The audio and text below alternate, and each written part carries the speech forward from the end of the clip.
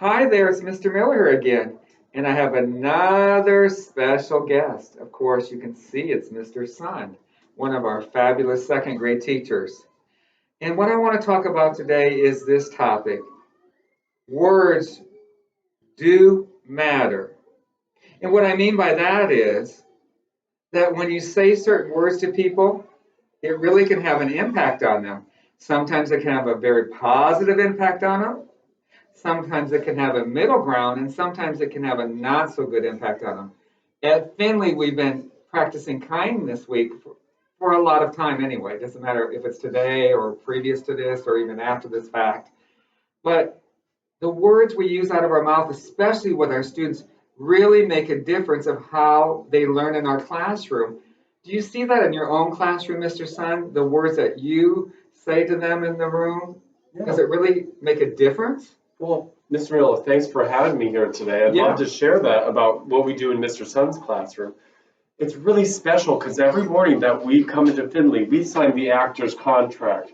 And when we come to Finley and we sign that contract, we are promising to control our bodies, our voice, our imagination, our concentration, and our cooperation. And every day we use those things. Now, when I promise to control my voice in that morning, and my body and all those other things, my students know that there's a certain expectation out of them. If Mr. Sun gives a direction, they follow it the first time because they know that that's what's expected and that they can have more time for fun things later if we get through all the other things all the other fun things that we're doing with our learning. Wow. Yeah, I like the words you were using. In fact, I was in your class today, and that seems so true about what you're saying. You say things to your class, and we say this to a lot of kids here. So yours is just a great example. That's why I wanted you on here for this topic. But the words you say they really want to listen to, and how you say it, doesn't it make a difference of how you say it to them? Right. Because they're going to hear it better if you say it in a certain way, and the words you use go along with that. Yeah, so I'll give you an example here. Yeah. So if I'm teaching, here's how somebody might give a direction. Go do this right now. Well, sometimes that can make me feel upset if or a little anxious about somebody saying something to me like that. But with the words and how I choose to say them, I'll just tell it how it is. I'll name it. I'll say, here's what we need to get accomplished today. Here's how we're going to get there. Let's do it. And then the students are excited and they want to do that. And you know what?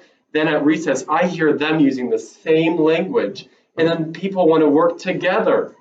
Well, that's a very valid point. That's why I was saying in the morning meeting the other day, what you give out, you usually get back. And I was even talking to some of your students in the classroom. So again, it's permeating the environment in the school and in your room to make it positive in the tone that we use, the words that come out of our mouth.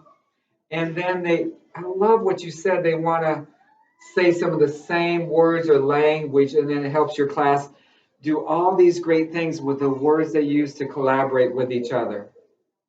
I really appreciate your comments today because I think parents out there, I'm sure you understand what we're saying is you create that positive environment with the words that really matter, and your students and your children will get further along with whatever they're trying to do, whether it's at home or with their goals in learning at school.